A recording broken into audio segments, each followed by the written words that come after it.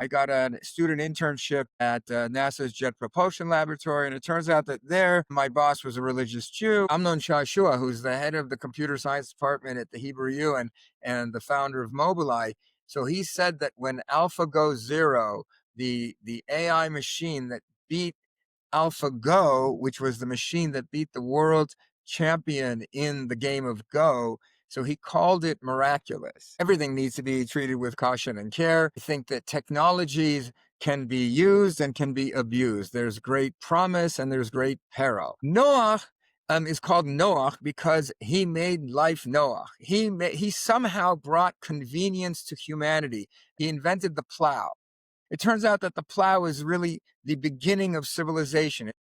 The word itzavon is pretty rare. It's used in the curse that God said, you are going to work the land, but itzavon, you're going to toil. And now Noah comes along and breaks the curse. So if you were God, you would say, okay, I don't want this guy messing around. He just ruined exactly what I said, right?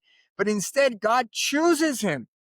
And so what we're saying is that he was a tzaddik, he was righteous in his handiwork, in his development of technology, and he was also a moral person. So God chose him for both of those aspects, but certainly because, like I like to say, Noach was really the first engineer. Shalom Aleichem, and welcome to Shtark Tank. Shtark Tank is a podcast about the challenges and opportunities of being a Ben Torah in the workforce.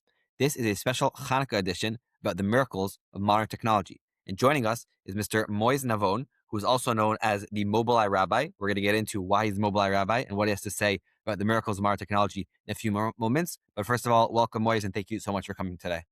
My pleasure. Thanks you for inviting me.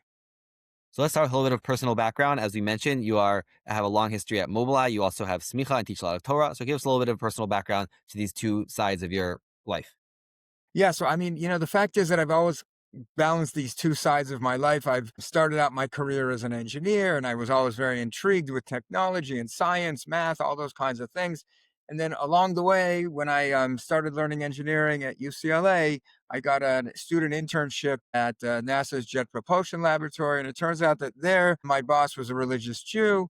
And so we spent the days, half the day speaking engineering, half the day speaking Torah. And really it was the first time that somebody told me that there's a reason we're here. And so I basically grew into my Judaism and felt that, this is really my calling, is to learn and teach Torah. And so I always balanced these two worlds until recently I've been able to integrate them, teaching ethics in AI, ethics from a Jewish perspective. Regarding the Rabbi of Mobileye, so, when I started at Mobileye, there was really only a handful of people. We used to eat lunch together at a picnic table in the yard of this house that we were renting as Mobileye. There weren't more than 20 people there. And so every lunch, Israelis talk about what Israelis talk about, religion and politics.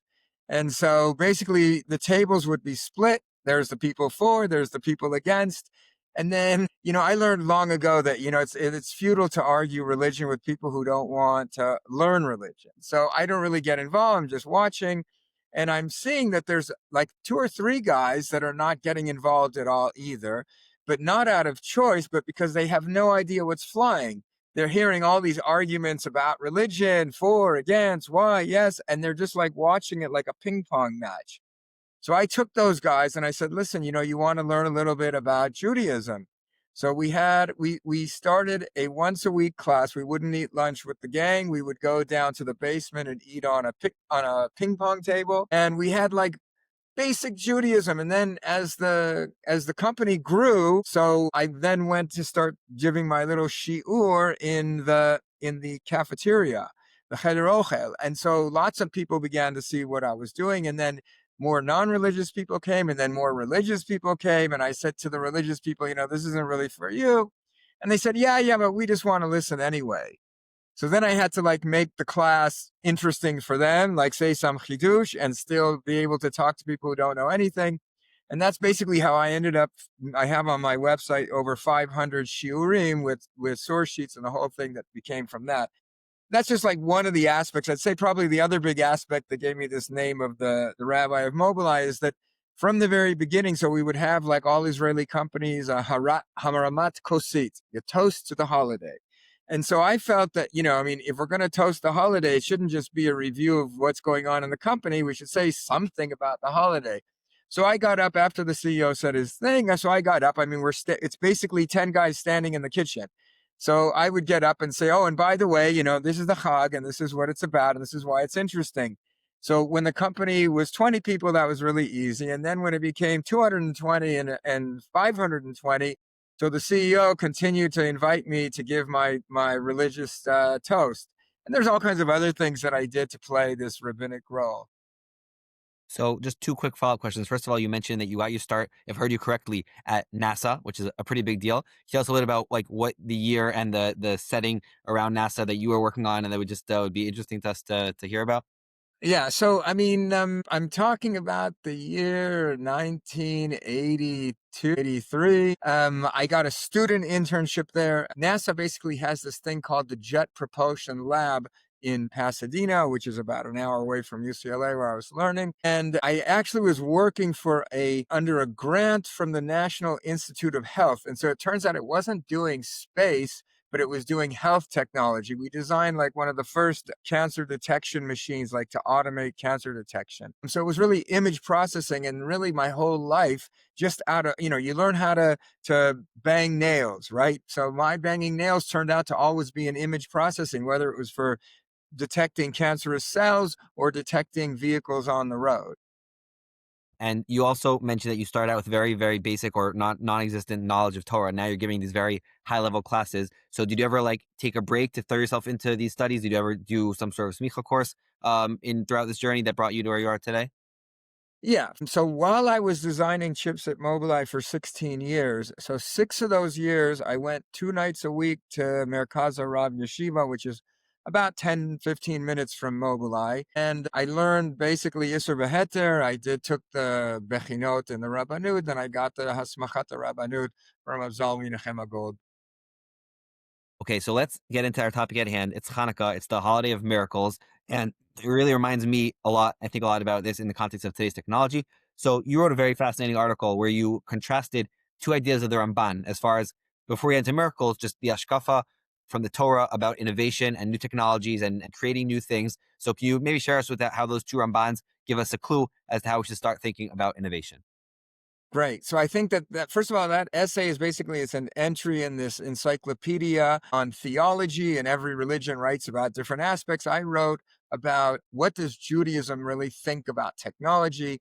And I think the Ramban is really a great paradigm. I mean, he really echoes what we see throughout history, from the Torah to modern days. And that is that there's a positive spin, not only a positive spin, a mandate to develop technology for the benefit of humanity. He learns it from the first psukim, which talk about that God blesses Adam to go out and conquer the world. That conquer and dominion is the creativity that is reflective of the creator. So too, we are supposed to go out and complete creation. And so that's one side of the perspective on technology. The other side is where the Ramban says in Leviticus and also in Deuteronomy, he talks about the Isur of Kilayim, that we're not supposed to go beyond certain bounds.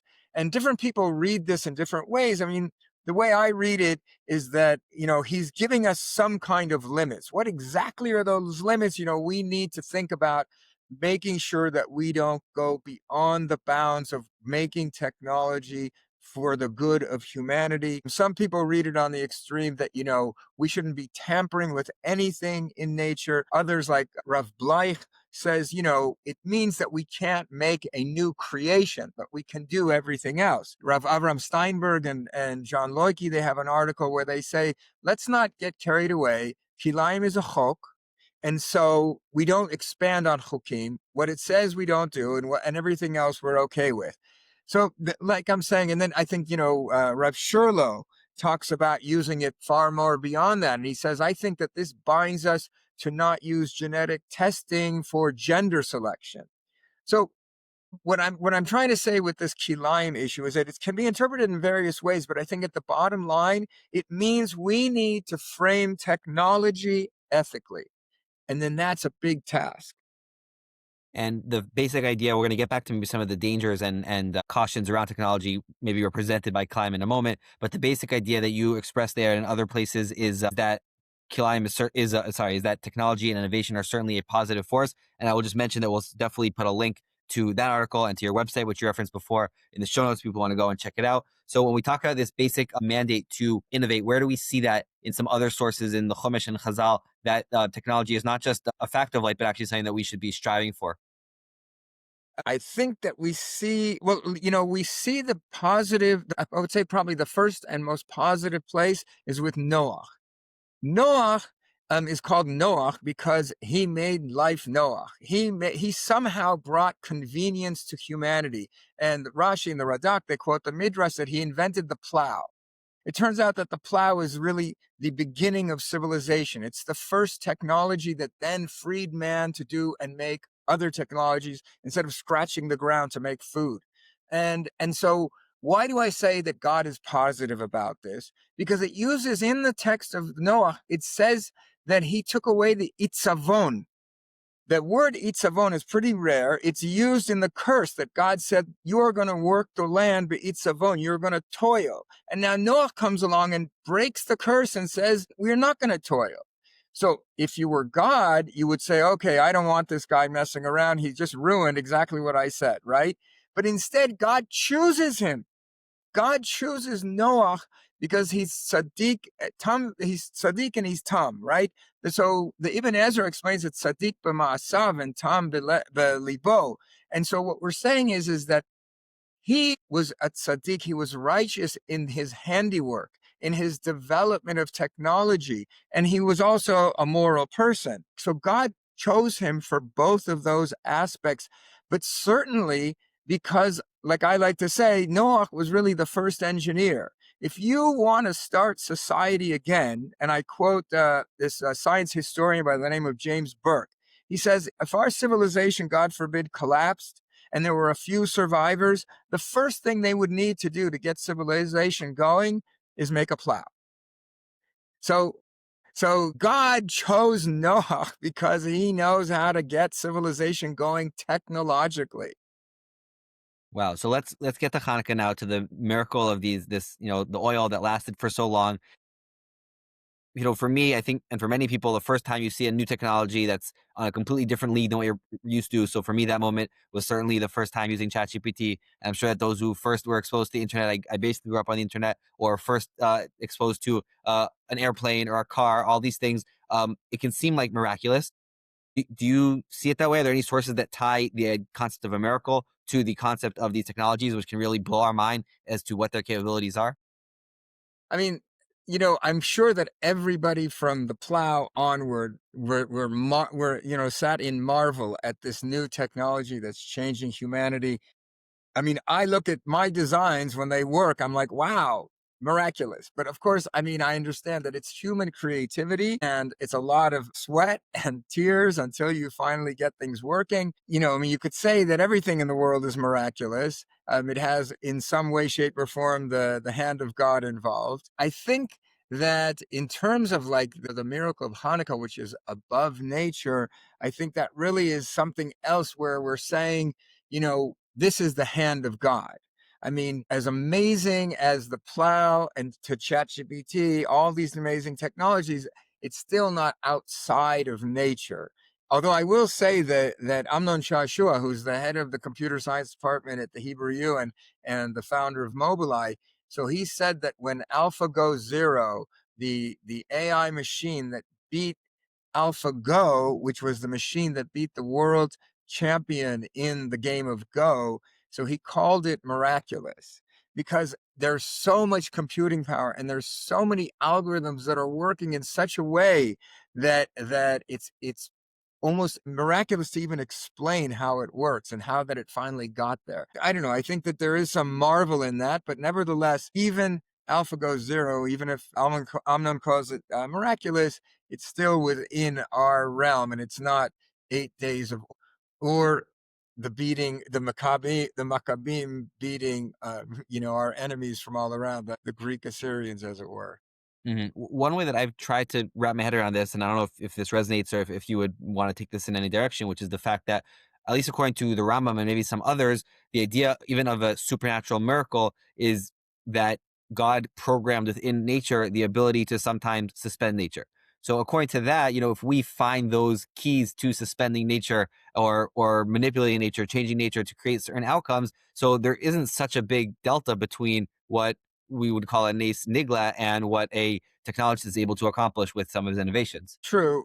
True. I don't know. I mean, like I said, I think that human beings are working through science and technology. Science trying to reveal what you call are these keys to nature. Technology or engineering and technology applying those facts of creation or to harness them in ways that, as I said, should be for the benefit of humanity. I guess another way that we might be able to think about the two in a way which is somewhat connected is the fact that, as you correctly pointed out before, we call it a miracle as a way of marveling at the wow factor of these technologies. Now we know that we're supposed to thank Hakadosh Baruch Hu for amazing miracles he does for us. We're also supposed to, say brachot when we see someone who's tremendous genius, tremendous scientific prowess. So there is maybe another connection here to be made, which is that just like we're supposed to recognize these amazing parts of this world, whether it's God doing it through a supernatural miracle or whether God expressing it through brilliant technologies, there is certainly a place to view this as things that Hakadosh Baruch Hu put in the world, and we at least have a very basic obligation of thinking and recognizing that. Absolutely. I think that there's definitely a place to recognize that God's hand is in all of these things. I think perhaps you pointed it out best in the bracha on a smart person. An exceptionally smart person. So there's no doubt that that individual has done a lot. But we also believe that God is involved in helping that person in some way, shape, or form. Another thing that I appreciate you allowing me to sort of bounce some of these ideas that I've been thinking about off of you, and I'm happy to continue to hear your reactions, is that last year on Hanukkah, we had a soldier, an IDF reserve soldier, a good friend of mine, and he said that, you think of Rabbi Matim, you think about, one soldier against a whole bunch of soldiers, but we also have the miracles of technology that allow one pilot to bomb a whole nuclear facility with, thousands of people and millions of dollars of equipment in it. So that's maybe another way of also connecting the ideas of the miracles of Hanukkah to our modern day technology. No doubt. No doubt, Israel's war has shown major miracles, and I think if you're looking for a parallel to Hanukkah, that's certainly it. There's a whole big discussion about what is the miracle of Hanukkah, and that the rabbis focused on the oil, but there's no doubt that the war itself was miraculous. And we're witnessing that today with our modern day Maccabeim in the IDF. Amazing. A whole bunch of things that you sort of points that you spoke about when we're talking about the Ashkafa around innovation and technology that I want to follow up on and go a little bit deeper. You spoke about the obligation to combine technology, innovation with ethics and morality. And the question is, when you see technologies that are being developed, are they for sure good? There are certainly dangers that we see from certain technologies. How do we go around thinking about the technologies that exist, deciding to what extent they're good or that we need to be careful about them? Specifically as a parent of young children, social media and smartphones are a big one that I think about a lot. So how do we think about these technologies? And is there any guarantee that these things are specifically good or valuable, or do they need to be treated with caution and care? Yeah, so I think that everything needs to be treated with caution and care. I think that technologies can be used and can be abused. There's great promise and there's great peril. And that's where this whole field of AI ethics or ethics in technology comes into play. I believe that we need to be applying ethics from the design, training engineers to start thinking ethically and start thinking about what their designs could be used. Of course, no one can ever guess everything, but you can certainly start programming in guardrails before they hit the market. And then legislators need to be thinking about how to frame the technologies that are out there to make sure that they're not abused. And if they are abused, so then people pay the price so that they're not. And then finally, the users that you mentioned. And users really need to learn at this point. You can take all kinds of technologies, like you mentioned, ChatGPT and social media, etc., and you can do a lot of good and you can do a lot of bad. Nobody wants to ban social media because we're all connected through it. We learn a lot about who we're with and how we're with, and there's all kinds of good, but there's tons and tons of bad.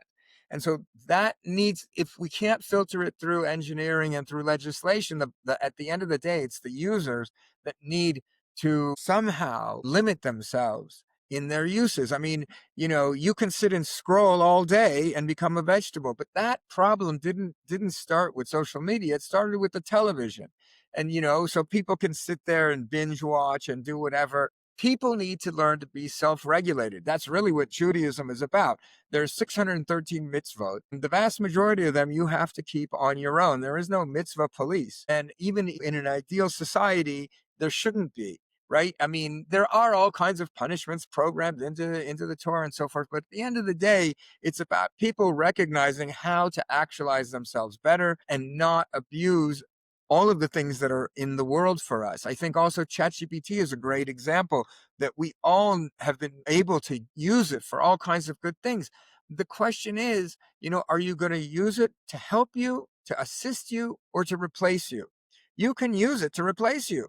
You can have it do all of your writing or all of your whatever it is. What I like to say is that you need to use it for things that are going to help you and not replace you. If I'm writing a paper, so yeah, it could write it for me. But then who am I and what have I done? If I can use it as an editor, so fine. So that's great. It caught some grammar. It gave me a better structure of something. So that's my point about technology, is that there's these three huge areas of engineering, legislation, and usage, and all of them have to be aware of the ethics involved in these technologies. And I'm really happy that you brought up the 613 mitzvahs, the self-discipline, the values that we hold so dear. And that makes me think about something else, which is the fact that, it's wonderful that Israel is at the forefront of all these cutting edge breakthroughs in all these different high-tech fields and startup nation. It's really wonderful. I'm not nothing against that, but maybe I would want to see a little more of Israel being at the front of the front row seat, or the front row, or sorry, on the playing field of the ethical side of it. It doesn't say in the Torah that we need to be the startup nation. It looks positively on innovation, but our real goal is to be a source of morality and God's light and God's values. So I'm happy that you're involved in it. Do you see others in Israel and the Jewish people taking taking the bull by the horns in this arena? Absolutely. But I'll say, before I get to that part about who's doing what in the arena of ethics, I will say that being a light onto the nations through technology is incredibly critical. Like we said, it's part of the mandate from Genesis that we are supposed to conquer the world and make the world a better place technologically. And the world appreciates that. And then they come to us to learn that. And then we can also teach them this idea about framing ethically. If we're just walking around saying, be good, be good, be good, so let's say go away. And so that's number one. Number two, Israel and the Jewish people are pushing forward on this. I can't say that we're at the forefront, but we are definitely involved. I'm part of an interfaith group. Last week I was at the Vatican and I was the Jewish voice there for ethics. I think that we're trying to like a month ago, I was at YU and we're trying to put together a group called the Forum for Jewish Ethics in Technology, in which we're bringing up different thinkers, a guy from London and guys from New York. And there are people that are beginning to write about it and think about it and push the idea forward. Happy to hear that. You also spoke about the fact that people have been wowed by technology for thousands of years. People like to say that we're living in an unprecedented time. But I agree with your assessment before that the first time 100 years ago, a person saw an airplane flying in the sky, he must have thought that was unprecedented. And the first time someone saw a wheel, he thought that was unprecedented. To what extent do you think that we are in unprecedented times, or is it just maybe a little bit faster, but fundamentally the same progress that we've been seeing for all of humanity?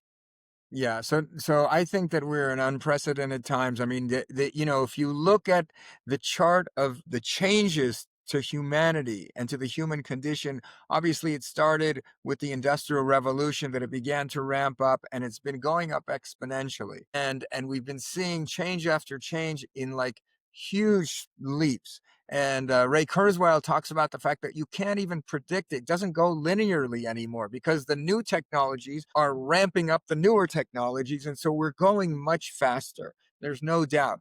I will say that several years ago, I read that autonomous vehicles are the most disruptive technology to hit humanity. That quote. And at the time I said, yeah, because autonomous vehicles are a technology that are not just changing the way we commute. They're going to change the way the world is set up, the way that the real estate. It's going to change every field that you can imagine. But then along came LLMs and ChatGPT, and there's no doubt that that's the most disruptive technology. And so these technologies are, and they're coming one after the other, and we like to think about AI as ChatGPT, but it's really only one very small realm of AI. There's so many different things that are being done with artificial intelligence. We are definitely in unprecedented time.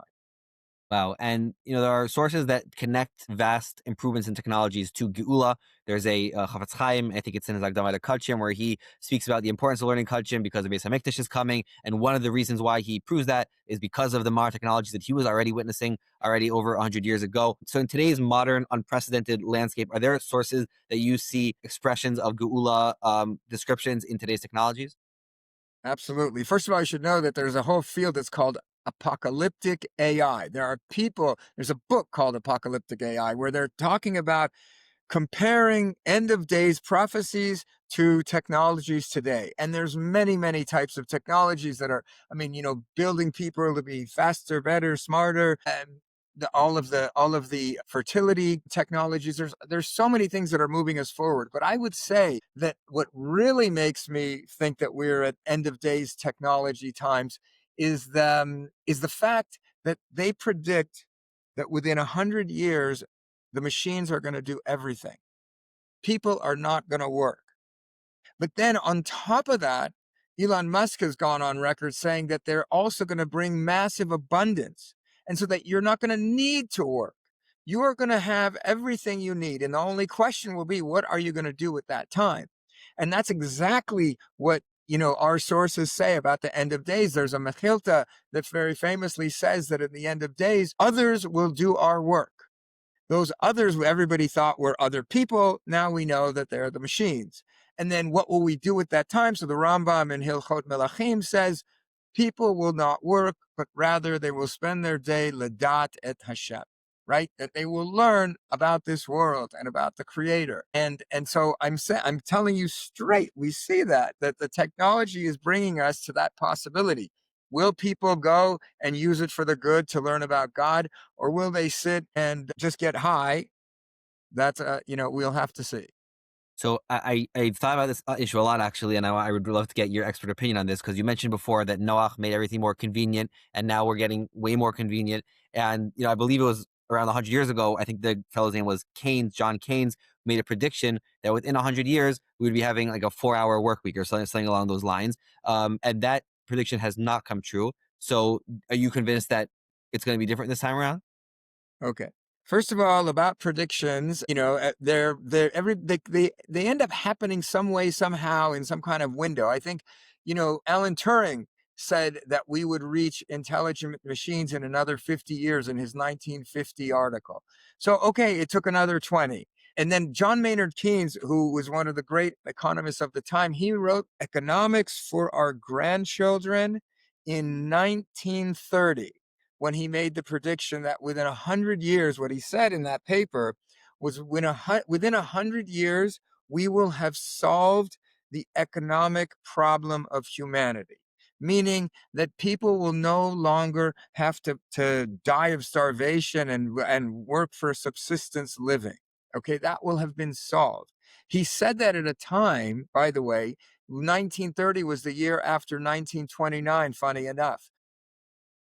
1929 was the Great Depression, and the whole world was predicting the end of progress, the end of humanity. People in the United States of America were dying of starvation. John Maynard Keynes made this insane prediction that we're just at the beginning. He said in 100 years, we're talking about 2030. We haven't got there. Will it happen at 2030 or 2035 or 2040? Like I said, it's happening. We're bringing the world. I mean, like I said, Elon Musk said, your work will be optional. That's what he says, quote unquote. Oh, yeah, the And machines are bringing us there. And what would you suggest for people like me who would love to have set up our lives in a way where we could really fill them with the most important things as we transition towards that, whether it's maybe in my lifetime or my kids or grandkids' lifetime? But are there any like muscles that you recommend developing to prepare us for that reality? Yes. So everybody who asks me that question, I say very simply, I am not a Navi. I don't know when or how or what's going to happen. What I do know is that people have to try to develop both sides of their brain.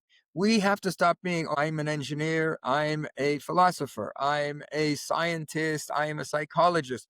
We need to develop both sides of our brain so that we will be able to deal, to be flexible in this new world. And no doubt that philosophy, religion are very, very key components because, like we said, the end game, according to the Rambam, which is according to Chazal, is to Ladat Hashem. Funny enough, also Ray Kurzweil, which, as far as I know, he's not religious. He does happen to be a Jew. I don't know how much Rambam or Gemara he knows, but he says that ultimately our goal is to understand the universe.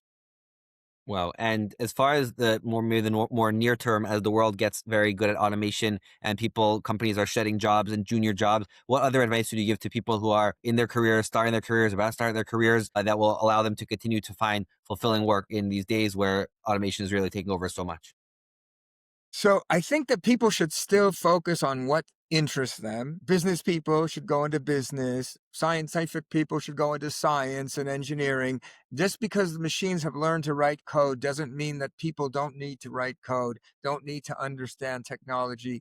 The science that's being done in the world of quantum computing is amazing. There's a lot of things still to be developed. And I don't think that people should all of a sudden just put on the brakes and say, okay, I'm going to be a monk. I'm saying you should be both. You should live in both worlds. Amazing. And it seems that you've really lived in both worlds for your entire life, and the insights really come from those two worlds are really special, and I really appreciate them. So thank you for just sharing them with us today. We're going to go to our lightning round, 3 short questions, 3 hopefully short answers. We're here in the winter. We have these nice long Friday nights. What do you like to do at that time? Well, after I take a nap so I can stay awake for the rest of the night, I usually go through my Gemara. And then after that, I read things that are related to ethics and technology. I either read, it could be pure Torah, it could be pure science, it could be pure ethics, meaning secular ethics. I believe that all of these things for me are incredibly important. And at the end of the day, that's what I use to make my Torah. So it's not, reading secular ethics can't be classified exactly as Torah, but the way I use it, you could say it's almost like when Chazal learned Avodah Zarah so that they know how the world works and apply halacha. And do you have a favorite sort of Torah source, Torah book, a thinker that maybe is not so well known or identified with the fields of technology, innovation, and ethics that you go to, that you enjoy, that you want to tell us about? Um, you know, I don't know how it relates to technology. It more relates to building your Torah foundation. And so the book that my go-to book, if somebody asked me which, Perush on the Torah would you recommend? Or I've even answered it as if you were stuck on a desert island and you had one book, I would take the Torah Tamima.